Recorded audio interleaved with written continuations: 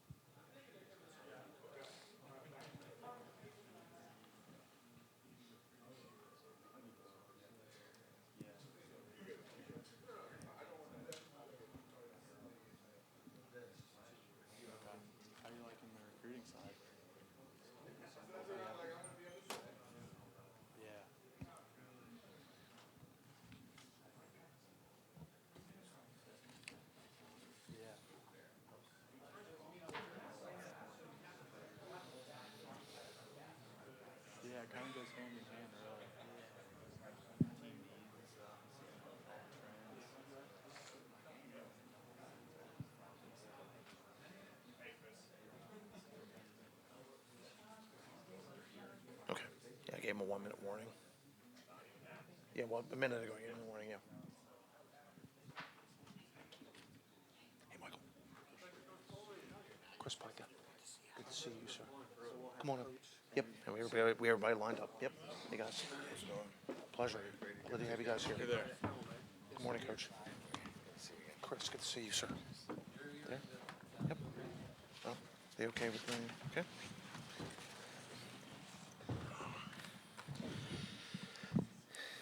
Good morning, everyone, and welcome to the college football playoff semifinal at the Goodyear Cotton Bowl Classic. This is the Notre Dame Arrival Press Conference.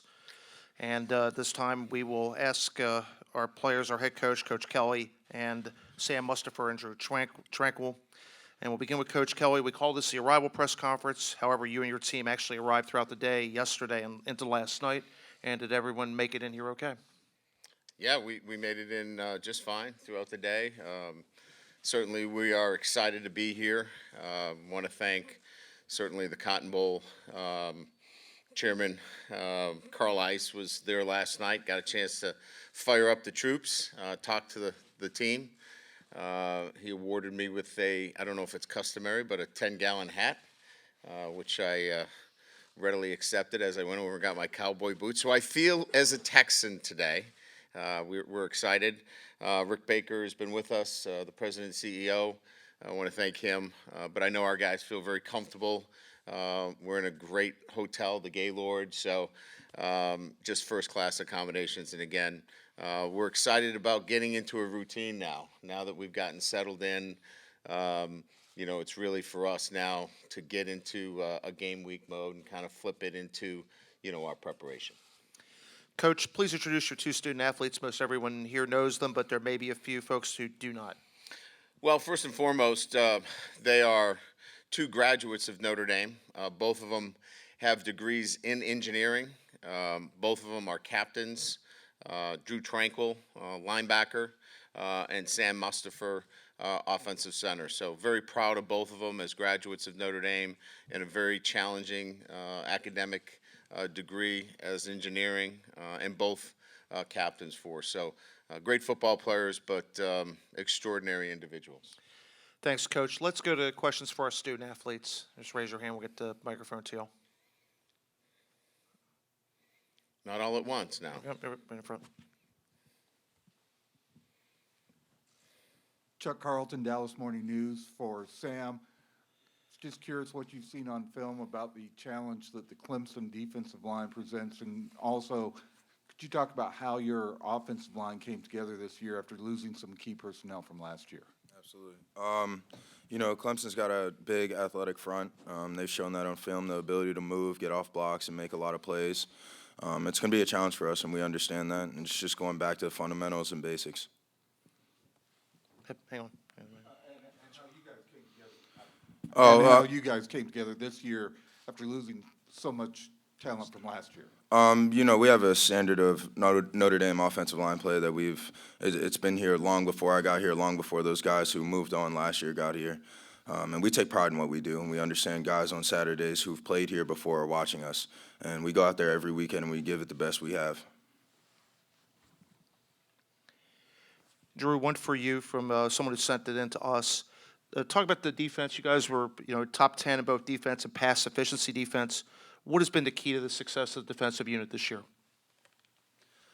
I mean, I think it starts up front with our defensive line and their ability to get pressure on the quarterback, and then just playing sound in the back end. But I got to give the kudos to the D line. We're deep there, and they've been able to get pressure on the quarterback all year, and they can make average linebackers look great. But we're good all across the board, and they've done a great job getting pressure up front, and then we've held up in the back end with a lot of good talent and execution. Okay, at this point, we'll hang on in the back. Drue, Carter Carls with the South Bend Tribune. How different is the feeling? You get the hype all month kind of for this game. How different is it when you finally get to Dallas and Texas? And how have you kind of seen the young guys respond from all this? Yeah, I didn't get in until last night at about 9:30 on the team charter, so we're fairly fresh here in Dallas, but it's been great. Guys are locked in and ready to practice this morning, and we'll get to enjoy ourselves this evening at the comedy show and get to spend some time with our families. But we're kind of all business right now, and gotta go have a good practice and get after it. Okay, on the left. Jory Epstein with USA Today. Drue, you're coming here a day after Jalen Smith had a pretty big day in the stadium yesterday. What do you think that means for Notre Dame linebackers, and how do you want to continue the legacy this weekend? Yeah, Jalen's a good friend of mine, both from Fort Wayne, Indiana, and grew up training with him. And so to see him have a big game yesterday was awesome. And just to see him come back from, what he did was truly inspiring. And so we got to get out there and run around like he does and make plays all over the field for our team. And certainly hope to see him this week and get to catch up with him. But great guy and great player. On the right. For both Drue and Sam, was there a game, a moment, any time where you started thinking that this could be a real special year for Notre Dame during the course of the season or even before the start of the season? I think what makes this team special is that we just took it one day and one practice at a time, and we took it one game at a time. So we really didn't look too far ahead, and we understand that if we go out there and we do what we need to do on Saturdays, that it was going to be an opportunity for us that was going to be there. Yeah, for me, I made the decision to come back, last December, and I knew we had the pieces. It was just a matter of execution at that point. And so, when we got into fall camp and I saw the way our defense was executing, 11 as one, we weren't really playing as individuals. We were kind of playing cohesively together. I knew we had a special thing going there defensively, and then, watching our offense just get after it against Michigan and then just transition quarterbacks like it was nothing. That's a special unit over there. And so, defensively it was in fall camp. I was like, we got this thing. And then offensively, they just continue to prove themselves and be great each and every week. All right, at this point, we'll let Sam and Drue get ready for practice, and we will continue with questions for Coach Kelly. Man, I think that I'm the one who should go to practice. These guys are awesome. I want to sit here and listen to them. Thanks, guys. Okay. Brian, it's kind of interesting that both these teams are undefeated, both made quarterback changes during the course of the season. Talk about what went into your move to go to Ian and all the factors. You obviously unbeaten at the time, but what factored into it, and what kind of development have you seen from him since he took over that job? Yeah, so I've spoke on this a number of times. We felt like offense was coming to us, but there was a lot of work that needed to be done for it to come to us in terms of we had to play a complete game, both offensively, defensively, and special teams. And even though we had won our first 3 games, I think in one of the games we played defensively over 90 snaps, and so there was a lot of work going into it. So as we evaluated moving forward, we felt like Ian would give us the best shot at winning each and every week that we played, and doing it with more efficiency. So it was a matter of looking at it from much more of a overall perspective of how it would affect our entire team, not just the offense. Because Brendan, won a lot of games as a starter, so it wasn't about just winning games on offense, but it was for the entire football team. And then I think where Ian's grown is just game situations, settling into the game, making game adjustments, getting a feel for the game, all the things that you would expect somebody that was a first year starter that he needed. And so he's gained that game like experience where you can make some adjustments and he picks up on it and is able to execute. I think that's where we've seen the growth. On the right. Coach, I know sometimes for these bowl games, some people don't show up because of academic reasons or injuries and such. Do you think everyone will be available for this weekend's game? Yeah, this is not a bowl game. I mean, this is a bowl. It's sponsored by the Cotton Bowl, but this is a playoff game, and so all the players that are here are eligible to play, and so we took everybody. So we don't have anybody that's not eligible to play. We do have one injury update. Dylan Gibbons had a fracture in his foot during practice, and he had surgery, so he will not play. He wasn't going to play anyway. He was being redshirted, but yeah, we have no issues relative to academics. We don't have anybody that is not playing because of their NFL aspirations or any injuries that may have occurred during the last couple of practices. And how would you say Myron has, I guess, progressed over the last few weeks? Been very impressed. I think he's capable of playing and playing well. Now, sometimes you get a player back and maybe he can give you a few snaps here. I think he can play, and I think he can play well for us. In the center. Can you talk a little bit about Drue's journey throughout his time from safety to linebacker and what you've seen from him this year and how he's grown while you've been coach? Yeah, so he's actually made two position changes. He started at safety, tore his ACL, had to fight through that.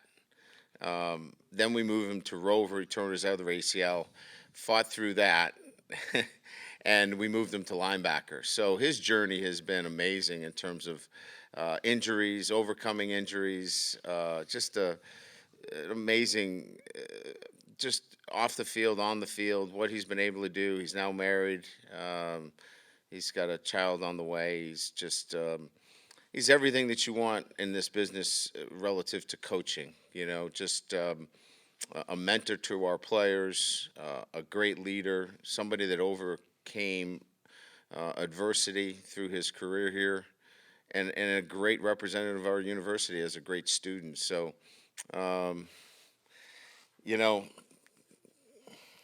that's the mold, right? That you'd want. You get a guy like Drue Tranquill, and sometimes it's almost where he had to really grow is that he wasn't believable in a sense, almost. Here's a 4.0, clearly, student, maybe not quite a 4.0, but that kind of student, and almost guys couldn't identify with him because he was this guy that they just couldn't live up to. I mean, but this year he just became so much more of a mentor to our other players that, somebody asked the question, when did you know that you were going to have a special team? I knew we were going to have a special team when Drue Tranquill was able to reach everybody in our locker room. Because when you have a guy like that can reach every player, he's going to impact them all. When did that transition occur? Is there a certain moment that you think showed him not being able to necessarily relate, because you said he has such an unbelievable story to really connecting with his teammates? Yeah, I think when we did some leadership training and we talked about traits of, one of the traits that he had, that he self-discovery was that he had a hard time relating to some people based upon what his strengths were. He's very spiritual. He's driven, and sometimes that didn't exactly connect with people. And so when he saw that those were some of his traits, he went to work on those. And so through January, February, in our off season, he went to work on those things, and you could see how that was kind of taking shape. In the front. Brian, kind of the same vein that I asked Sam, in terms of what you've seen from that Clemson defensive line on film, and also how your offensive line has come together after losing 2 All-Americans from last year. Yeah, I mean, they are who they are. I mean, there's no denying that this is one of the top, if not the best defensive lines that I can remember facing. I mean, maybe Alabama in 12. You know, there's some similarities to the 17 North Carolina State front, but this is as good as it gets. Versatility, explosiveness, edge presence. We have to be, the ball's got to come out quickly. You can't stand back there and hold it. You've got to move the launch point. You have to find a way to keep them off balance in the run game. You're not going to run it down their throat. You're not going to bludgeon them up front, but you have to keep them off balance.